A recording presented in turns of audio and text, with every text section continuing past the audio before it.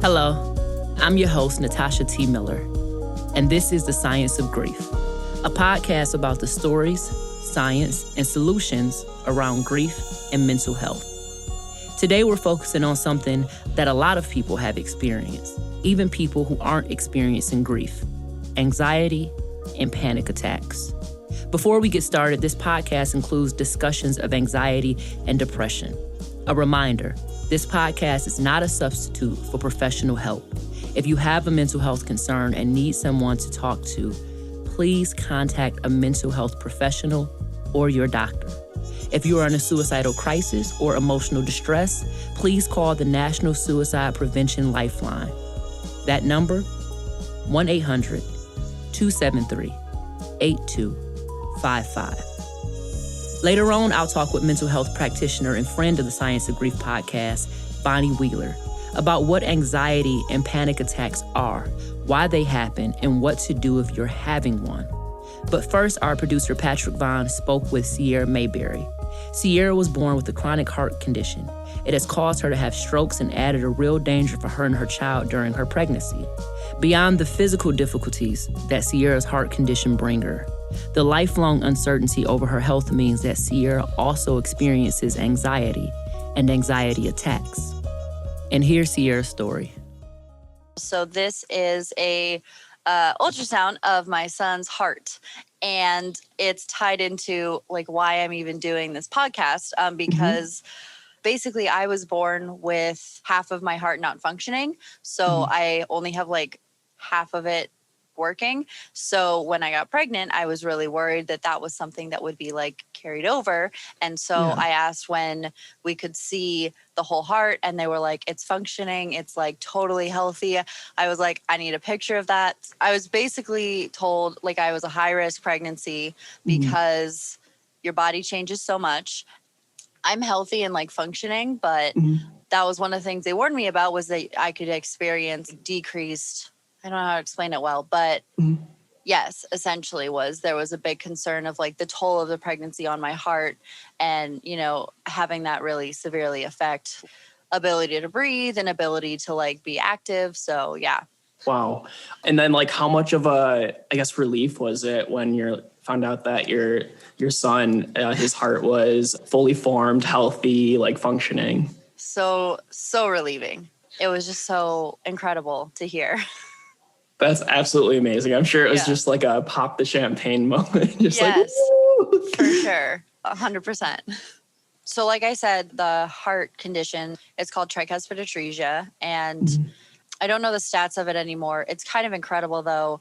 I learned that, so I basically have had 2 open heart surgeries I described it as rewiring my system, because I was born without the right side of your heart, which brings blood from your like heart to your lungs back to your heart, so then it can go throughout your body.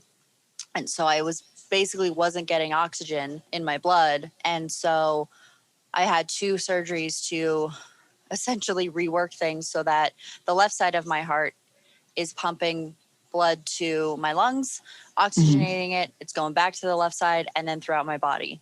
And so that procedure was about 10 to 20 years in existing when I was born.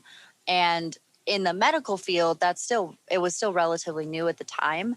And so it's kind of miraculous that I'm here and I'm good. And like, I've learned since that I'm like really healthy comparatively to other people who have what I have.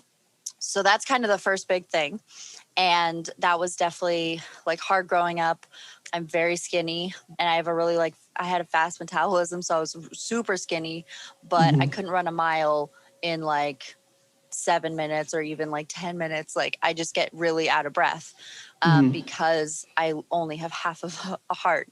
And then when I was a teenager, I had basically 2 strokes. So I had one when I was 13 and one when I was 16. And the one when I was 16 left me partially blind. So I can't see bottom left. And so again, like I'm like functioning and healthy from that, but like it's all these kind of little things, and they're very big things. They're not little Yeah, things. a little. Yeah, they're like really big things that just kind of keep happening. And then so start piling up. those things happened. And then when I was 20, because of my heart condition, I developed arrhythmia, which is my heart's beating irregularly, which turned into episodes of tachycardia, which is like, it felt like my heart was like, it was basically going 200 beats a minute. Wow. So I would have to go to the ER to basically like have them reset my heart. And so I've had many procedures, many like diagnostic procedures, but the kind of summation of it is that all of these little things are weird, like I guess unique and strange outside of themselves. But then bringing them all together, doctors are like, I don't know. Like, I have no idea what's going on. But so there's nothing ever like, there's no like blanket, like, oh, you have this thing and that's why you're experiencing all these other things. It's just kind of like, yeah, so it's all of these big things over my life. So do you find it like really frustrating then, since like it doesn't have like a concrete like name or answer? Like, do you find yourself sitting there like, I wish I knew like what this was? To a certain extent, I think the more frustrating thing is that, and part of why I have struggled with depression and anxiety is stuff keeps happening. And because it's not just like you were born with half a heart. It's like you were born with half a heart and then you've had a couple strokes and then you get the arrhythmia. And then there was also some complications with my pregnancy. So it's like every few years, there's this gap of I'm healthy and I'm active and I'm like doing great and I'm growing as a human being and, you know, personally growing and stuff. And then something major happens and it derails months and, you know, just leaves me with this feeling of like, again, kind of that urgency of like, well, do I even try being a human? Like how the heck do I balance? Like, I feel okay and good and normal. And then I have like a stroke and at 16 and it's like, what the hell, you know, that's kind of the harder thing to cope with, I guess. 'Cause I think if things had a name, it maybe would be easier, but it also would still maybe be like, okay, so like, what's the point? Like, why do I have this? It would still probably be pretty rare. So, yeah.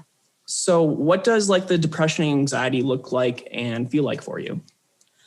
So I have worked very, very hard to overcome those two things in regards to I'm able to actually be a human being again. But part of the health things that I've experienced has left this loss of control and this loss of like, of myself essentially, because there's things I was born with this thing that very few people have. And other things along the way have happened health-wise that very few people have and have experienced. And so just that feeling of like aloneness that no one around you can relate to. It's different than like someone's died or, you know, like you broke up with someone you loved. And those are still absolutely like, we grieve those things as well. But it's a slightly different experience when your body is almost like at war with yourself. And so when I was at the tail end of high school, I just started getting really sad, really depressed. And it looked like sadness. It looked like anger. It looked like apathy. It looked like not caring about my hygiene and not caring about things that I love doing. And then on top of that, having this anxiety of feeling like I never felt like my health stuff would actually kill me, but there was this fear that just manifested and grew so intensely that I was afraid that like I didn't have as much time as other people. And so I was battling like, I don't feel like doing anything ever except for maybe watching TV all day. But at the same time, I feel like I have no time to like live life. And so I think I definitely now experience more anxiety because there's still that kind of struggle of like feeling like I don't have enough time or feeling like I have to like do something super meaningful because of that feeling of lack of time. And I don't have like a death sentence on any of it. It's just because things have happened that have been out of my control. it's created this sense of urgency in me. So the anxiety, when I feel it, it's, like heart beating rapidly, chest feels super tight. Sometimes I feel like I need to like rip my skin off and like crawl out of myself to feel okay. It's like a feeling of impending doom. What does that anxiety look like and feel like for you when you're experiencing it? I think last time I described like a vague feeling of impending doom. So like I have this like feeling in my chest where it's like this tightness, and it feels like if I don't do something, then not necessarily something bad will happen, but just like I have this like feeling of I need to do action and I need to do something, and otherwise the consequence of me not doing something is like really bad. And so that's kind of what I guess anxiety feels like. And then like when I have like full blown like attacks, sometimes it feels like if I don't like peel off my skin and like run or something, like then I'm going to like, it's just this like tightness and this, I hyperventilate. I like everything feels really sharp. And I've noticed since giving birth to my son, it's been more like body related, where like when I was a teenager, it was more, I don't know if it was body or thought related. I never really noticed at the time, but I've noticed that it's more body related now, where like randomly I'll just be doing something and then my body is like, this sensation or this like moment is similar to some other moment that you were freaked out about in the past. So now you're anxious. And so like, it's also really frustrating because I've had many moments where like, I just get anxious and I just like, it comes out of nowhere. And then it's like completely crippling where I have to like isolate and like listen to music or like drink tea or try to like self-soothe for like a couple hours. Cause it's just like instant and immediate and like I can't participate in the world. So thinking back to like the last time you really experienced the anxiety, so like with the job perhaps, could you sort of like paint a picture of like what that was like? So actually the day that I gave my 2 weeks notice was one of those instances where my son woke up at 4 a.m. Or like 5 a.m. and I like changed him and then he was like, no, I'm hungry. So it's like, okay. So immediately I'm anxious because I'm tired and I know I have to go to work in a couple hours, but then my brain starts thinking of all of the consequences, I guess, or the effects of my son eats at 5. So he'll have to eat again at like 8 or 9. I have to leave at work to go to work at like 8. So, and then I open work at 9. So somewhere in there, I have to like step away from the desk when I've just gotten to work. And then again, he'll have to eat at like noon. So either I have to not eat on my lunch break and feed him or put it off again till 1. But then the office opens at 1. So like thinking all of those things while I'm feeding him and then having like all of the physical feelings going on. And then I put him down for his nap and then like got ready for work. Then driving to work, I had another wave of anxiety. And so like sometimes it'll happen where I'll have an initial, I guess, panic attack and then it'll kind of fade away and then it'll come back again. And so it'll be like 5 or 6 hours of anxiety essentially where it'll ebb and flow in intensity. And so that was a rough day.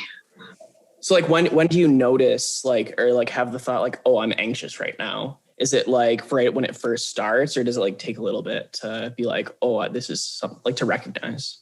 It's usually pretty instant. Like I had said, I get more body anxiety. So like I'll notice the feeling in my chest of that like tight impending doom feeling. And then I don't necessarily think, oh, this is going to be a panic attack or, oh, this is, but like, I know pretty instantly that anxiety is happening. And then how I like respond is based on, I guess, kind of how intense it gets. Cause sometimes it'll start where it'll be like panic attack immediately where I'm like already hyperventilating, already like pacing. But sometimes it'll, like I said, it'll start softly and then it'll grow. Like not softly, but yeah, it'll start small and then it'll grow bigger. So, but yeah, I usually know fairly instantly.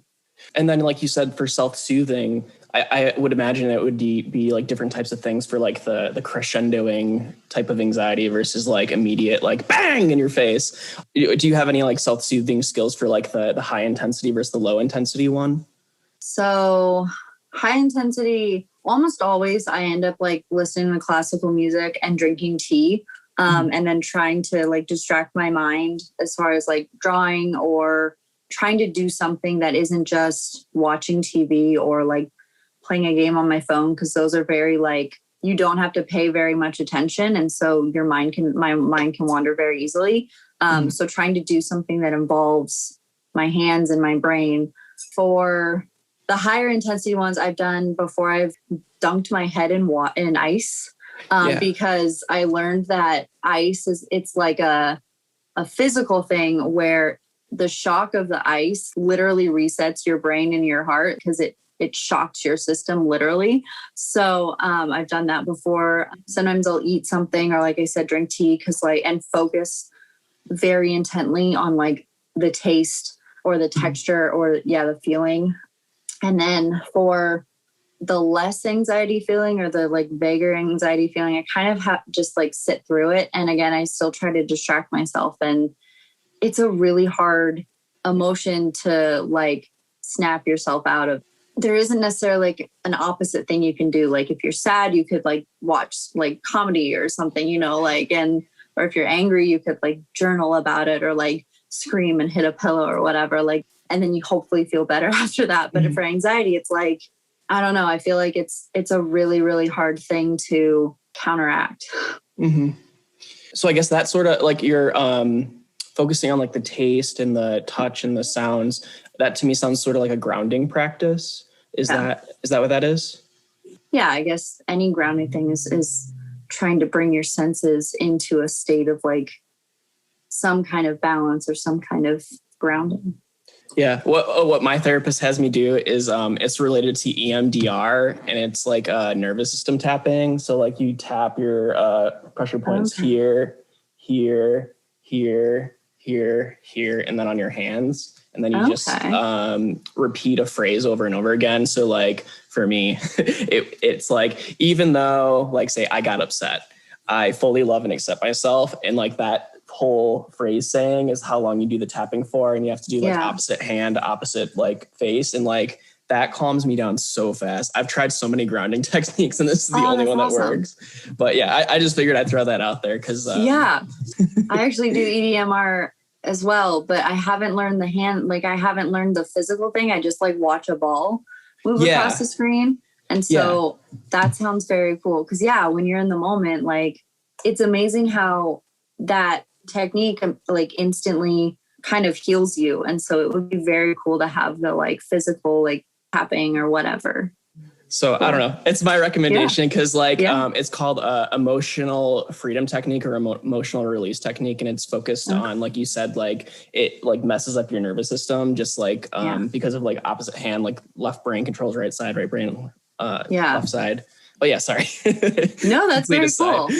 So last time we talked, you mentioned a dissociation technique you use to like help you be able to engage in activities that you're not liking to do.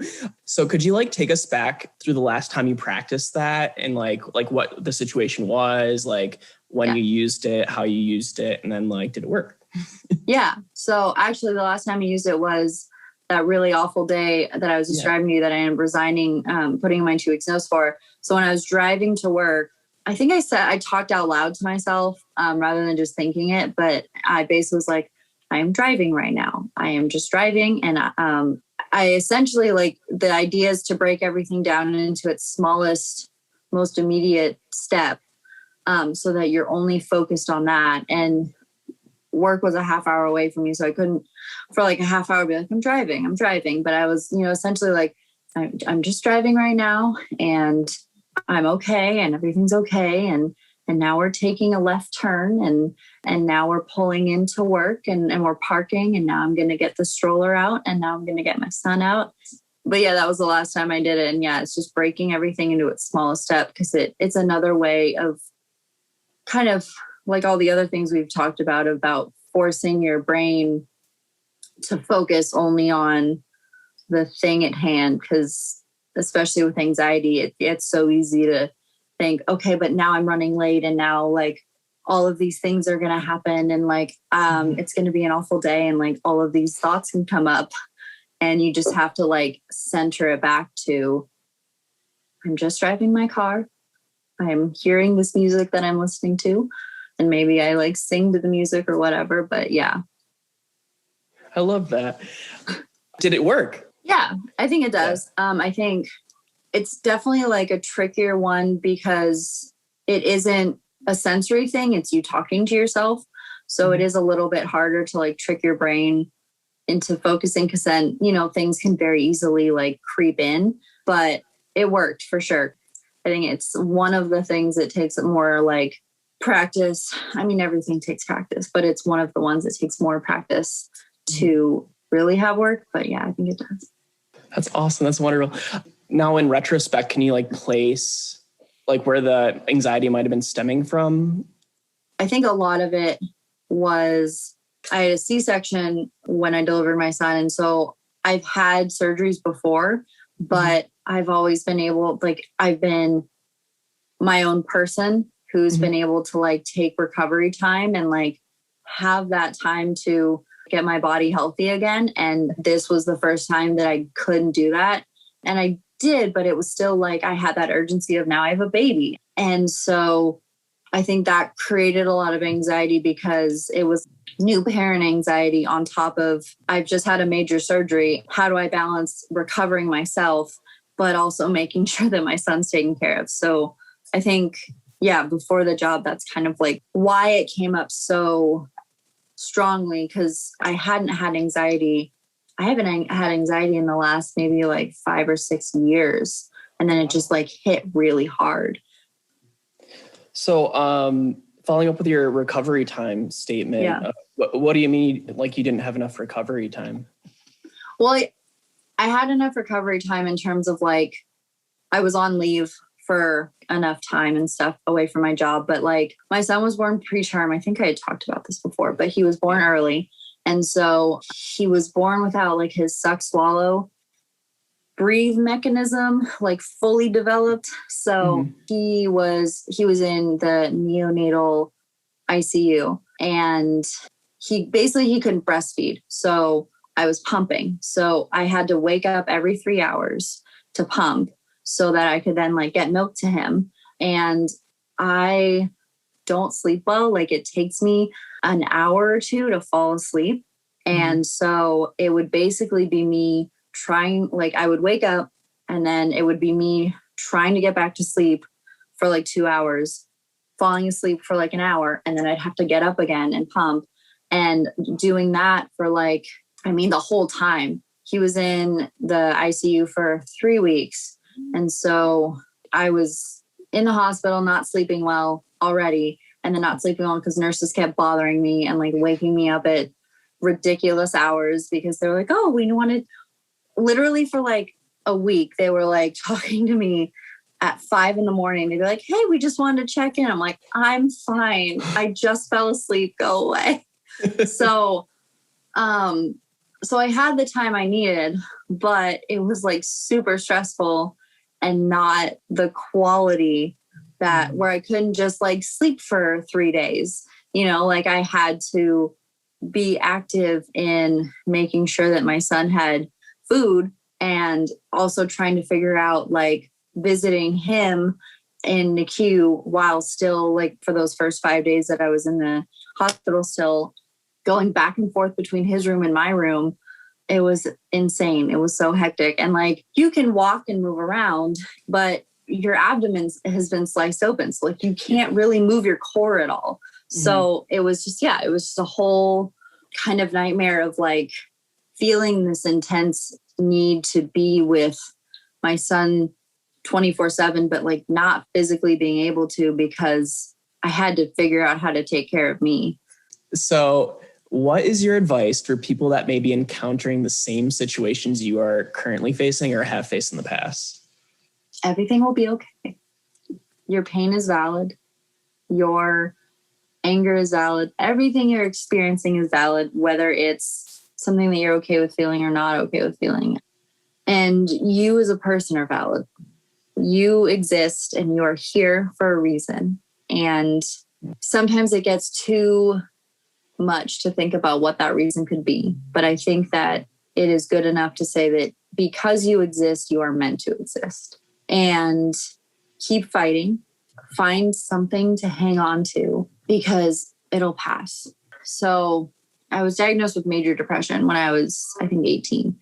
And I had been feeling what I'd been feeling for like 3 years at that point. And it was apathy and like no motivation, no will to live. I hated myself, all of those things. And when I was given the diagnosis, I asked the doctor, psychiatrist or whatever, so you're telling me I'm going to feel like this for the rest of my life? And they're like, yeah, pretty much.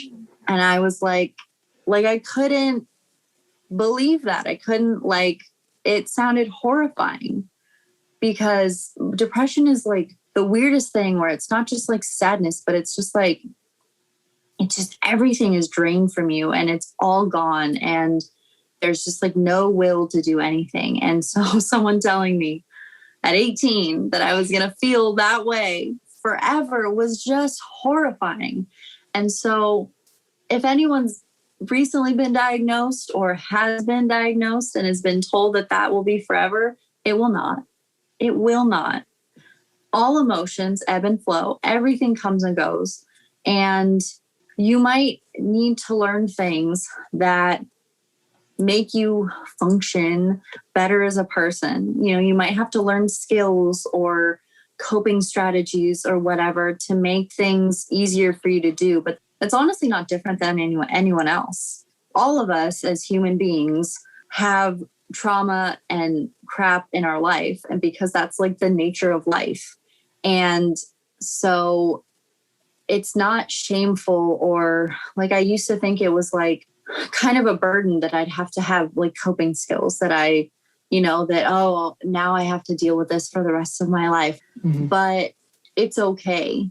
And you won't feel depressed forever. You won't. You'll get better and you'll have moments where you do feel like you're depressed and you feel like maybe it's worse, and that's okay. And you have to be kind to yourself. You have to be so, so kind to yourself, because we are always so hard on ourselves compared to other people. There was an exercise I did in therapy once where it was like a group thing where we wrote down all of the things we thought about ourselves and like all the negative, awful things that we thought about ourselves. And then we paired up with someone and we gave that person our list and they gave us our list.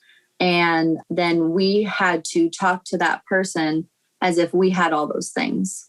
So, and then they had to like, basically, it was like this, it was like we were friends and, they had to comfort us. So I was essentially telling everything my partner felt about themselves as if I felt like it. And it was just like, it was a crazy experience. And because like, if someone tells you, I think that I'm not worth anything being alive, your initial reaction is absolutely not. Like, you are absolutely worth being here. And you just want to like hug them and keep them safe. And you have to do that for yourself.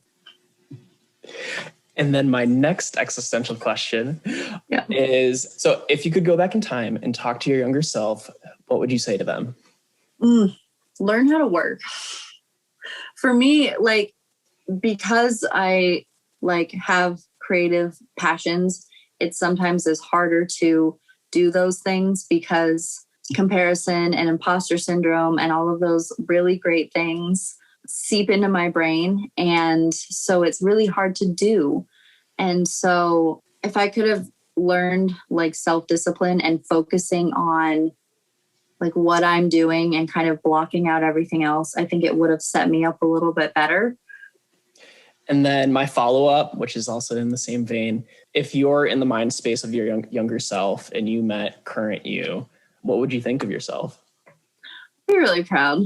I'm really proud of me just because I've done a lot of work and I've gone through a lot of stuff, and I think I'd be proud. Yeah. I think I would also probably be like a little amazed just that I have a kid, and like I'm married, and like I never wanted kids. And then like I met my husband. I was like, oh, I want a kid with you. Like, I think I'd be proud, but I don't know. I love it.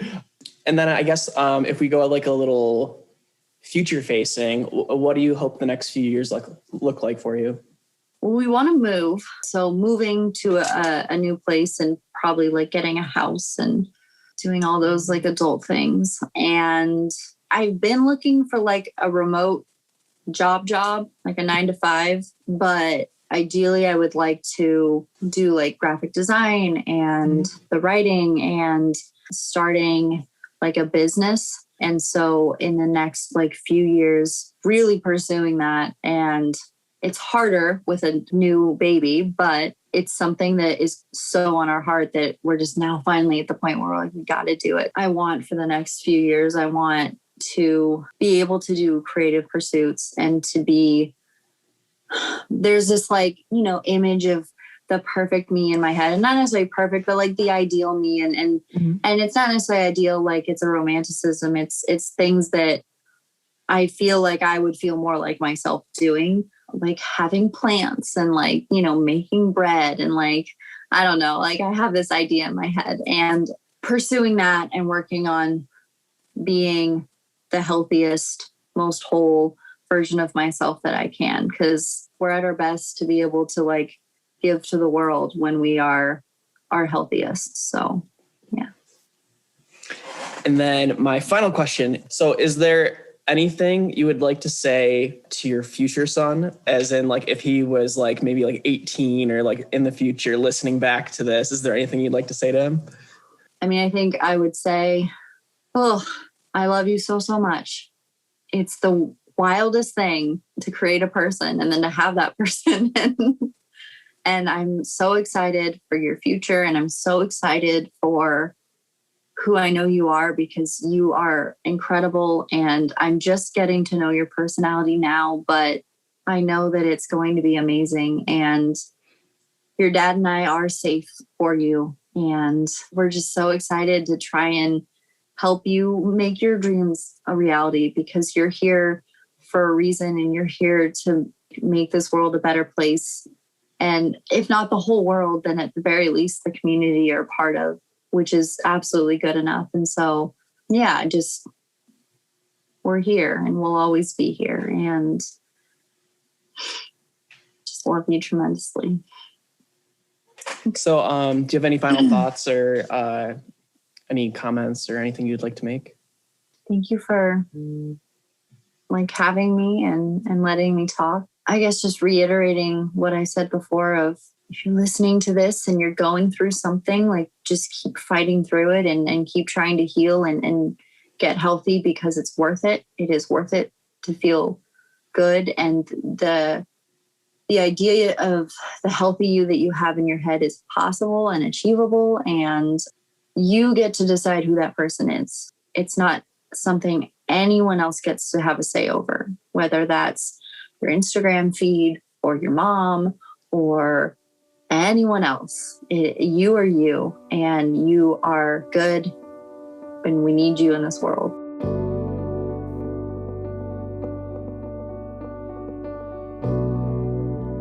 We just heard Sierra talk about living with the chronic health condition and the anxiety that comes along with it. To learn a bit more about anxiety, I called up a friend of the podcast, mental health practitioner, Bonnie Wheeler. Bonnie Wheeler is a licensed social worker with more than 40 years of professional experience.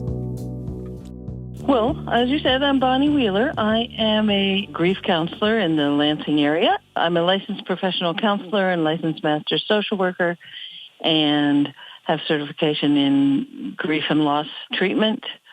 I've been working in the field for a long time. I figured out the other day it was like 45 years. But I recently retired from MSU, where I worked primarily with young people. We just heard Sierra's story. We heard Sierra talk about anxiety and depression and just living with this chronic health condition. What are some of your initial thoughts on that story? Oh, I thought, what a brave woman she is, for one thing. And how we forget about those hidden losses that have to do with our general health. I think they are more prevalent now or in our minds because of COVID. But I think of all the different things she or any young person would have to think about to do the things we consider kind of normal. Well, and in her case, having a pregnancy and being extra vigilant as well as very concerned about whether this heart problem is being passed on to her child. I think it reminded me of a young woman who had type 1 diabetes and wanted to do something in her program at MSU with study abroad. And she had so much more to deal with than any of her peers who were going, because she was grieving that opportunity to just be carefree about traveling abroad and could she get supplies and all of these different things. And I think with Sierra, the recurring difficulties that happened with her made that even more of a potential for anticipatory grief. The other thing was she really was embracing, I'm living today and I'm going to celebrate it. Yeah, and I think that's important. She talked about just living in the now, being present, looking at everything that was in front of her and being grateful for it. You know, like I have my pet and I have my child and I have my husband. So you had this chronic health condition, but she wasn't letting that be the only thing that was in front of her. So I would ask you, what is the importance of being present and acknowledging what you have versus just always thinking about this inevitable grief that you'll experience one day? Oh, it's incredibly important. And it's incredibly important, you know, when you have a grief of the death of somebody, is to move from focusing on the loss to, well, what's left? And focusing on the now and what do I have still that I can celebrate, or what did I get from this person that passed, and celebrate.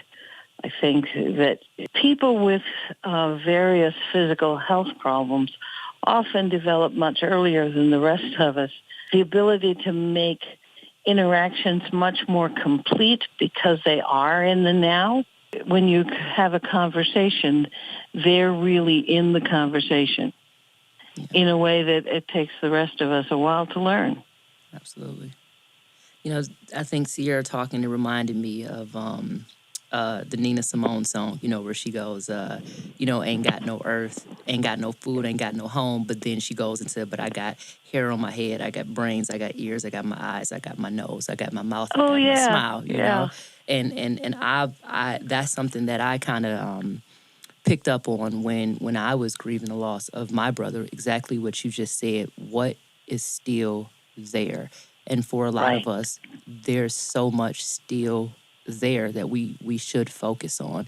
I do want to talk a little bit about the anxiety that Sierra spoke to. A lot of people, especially a lot of young adults, might be experiencing anxiety much like grief for the first time and not know how to name it, not know what it is or why it's happening. So my question is, could you break down what's happening to someone who is experiencing anxiety and why does it happen? Well, let's see. It's kind of a big question, but first off, physiologically, when someone is experiencing anxiety, generally their body is going, something is dangerous here, and I might not be sure what it is, but it feels like there's something dangerous. So your body acts in a fight, flight, or freeze kind of response. And what that does is that brings your heart rate up. If it's fight, then all your energy is going to your core because you're going to be fighting. If you're running in flight, all your energy is going to your extremities and to your heart, so you're running. And if you freeze, everything is holding still and all of your energy is going to holding still. Well, if it's anxiety, there's not an imminent threat. It's an emotional threat that you're not sure what is, but your body is reacting as if there's maybe a saber-toothed tiger or a dinosaur right by you. And where that goes is your brain starts moving really fast, trying to figure out what this is. And it feels almost like your brain is moving so fast, but only half of it. So it's like an airplane with only one engine working. And you're just spinning. So people might get shortness of breath. They might feel dizzy. Their heart might be speeding up, because there's nothing that you can fight or run from or hide from, because mostly it's a threat that is internal. Okay. So you feel all these physiological things, and one of the things with that kind of reaction is you're not actually breathing as well as you could. So the way to handle that is to really focus on your breathing, focus on what you have control of, and reoxygenating your system and calming yourself down as you breathe. So are anxiety and panic attacks, are they one and the same, or does one lead to another? One can lead to another. You can be anxious without having to panic. You might have just mild edginess, and that could be anxiety.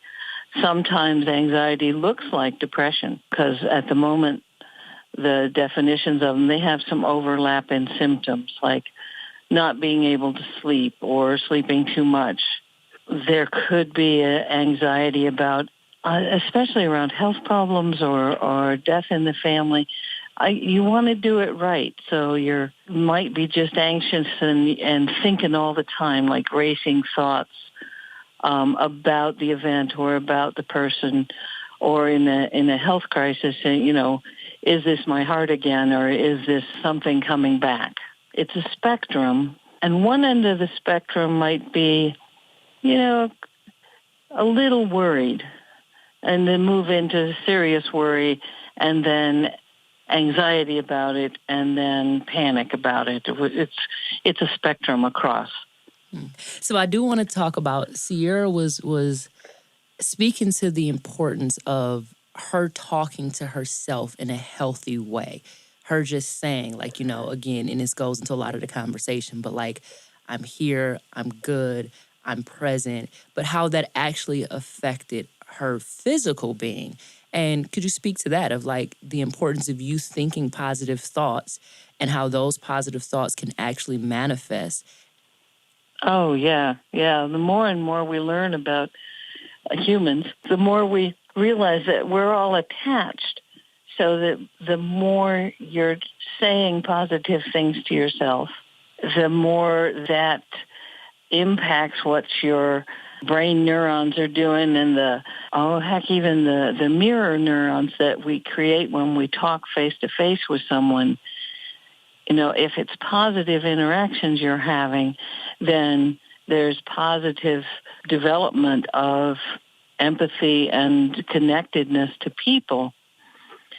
And I think we often forget that we're all attached. So what's going on in our head is going to affect the whole rest of our body. It's sort of a dilemma of, I know a good example. I had a friend who was a writer, and she said she got up every morning and she wrote. But every morning she also had a voice in her head that said, why are you going to bother? You're not going to write anything good. But what she would do was get also a sassy voice in her head that says, I know, but I'm going to do it anyway. And it'll be fun. So she had this dialogue every morning with herself where she turned that negativity around. And, she wrote every day and eventually became a fairly well-published author. But that's not going to work for the well-published author isn't going to work for everybody, but it's going to turn your day around. Yeah. Could you talk about, we always talk about, practicing empathy for others. Could you maybe speak to the importance of like practicing empathy for yourself?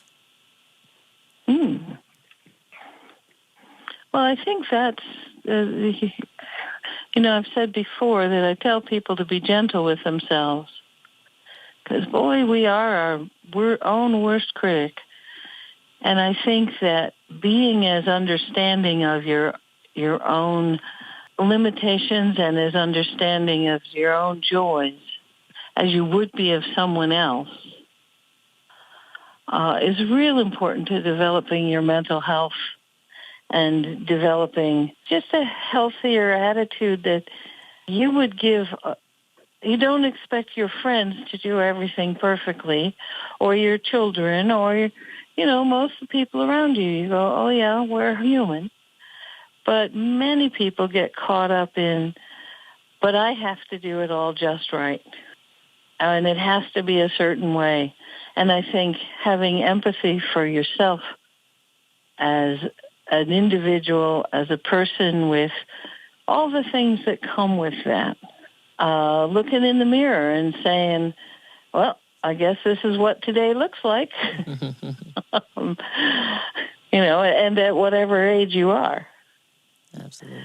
You're being gentle with yourself that way of not saying, gee, I should have looked like a fashion model or, there you go. If I could wake up and look like Halle Berry, but I'm only 5'1". That's not going to happen. And I'm 68. So, you're being gentle with yourself about being who you are. Yes. Yes. And I think that's what's important to Sierra's story. She understood that this is something that, I was born with, that is out of my control, but this is who I am. And I'm going to continue to live my life. I'm going to continue to have hope. I'm going to get pregnant. I'm going to take a chance. And I'm going to have a little anxiety around if this is going to be passed down, but I'm going to have more hope that my child is going to be born and going to be born healthy. And I think that was a beautiful thing and a beautiful lesson. I think that really was. And the thing with her that is, I think, a lesson to us all is she has the anxiety. She's had the depression. She's also had enough of it in her young life that she knows she can survive it. Whereas I think sometimes when people first experience anxiety, it feels like it's going to last forever. And you don't know what to do about it. But then once you live through it and you figure out, oh, there is something I can do about it. I can get back in control. I can calm myself. I can be in the now. And one of the nice things about the therapies that she mentioned, the CBT and the DBT, is it really does give you tools to catch yourself being mean to yourself and ways to change that. Ways to phrase things when you talk to yourself. And she had spent most of her life dealing with this the heart condition, so she had a lot of more practice than most of us get until later. Yeah. Thank you for summing that up. Are there any other thoughts that maybe you wanted to offer on techniques or anxiety or panic attacks or anything before we wrap up today? Nothing deeply profound. I mean, panic attacks and anxiety are very, very treatable. Counseling helps. Groups help. There's some books you can buy that also help. And learning some of these techniques. And also, I think it helps to know that other people go through it. Because when you feel it, it's so it's just all in you, so it feels like it's just you. But lots and lots of people deal with anxiety. We like to end these episodes with a performance, something for you to listen to and reflect on. So have a listen, take some deep breaths. This one is from Aya Simone. Aya is an American multidisciplinary artist based in Detroit. She is best known for her work as a harpist and for creating and starring in the web series Femme Queen Chronicles.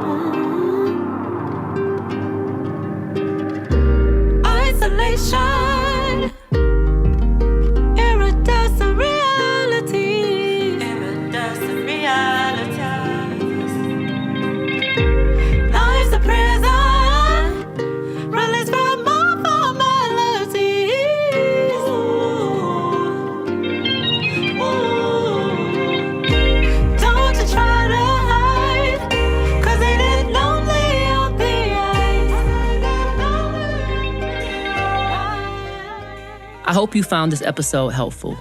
If you want to hear more, subscribe. And if you know someone who might find this episode beneficial, please share it with them. If you have a mental health concern and need someone to talk to, please contact a mental health professional or your doctor. Help is available. If you are in a suicidal crisis or emotional distress, please call the National Suicide Prevention Lifeline. That number, 1-800-273-8255. This episode was produced by me, Natasha T. Miller, Patrick Vaughn, our executive producer, David Lyons, and our editor, David Weinberg. Theme music by Jordan Davis, with sound design and additional music by Sam Bobian. The last song you heard was by harpist Aya Simone, with additional production support from Shanmeen Sultana, Kaylin Higgins, Holly Ann Stewart, Aaron Appleby, Maida Stange, and Antoine Scott. The Science of Grief podcast is a collaboration between Science Gallery Detroit and WDET, Detroit's NPR station, and is supported by the Children's Foundation of Michigan, MSU FCU, and Science Sandbox. Until next time, take care of yourself and take care of your mental health.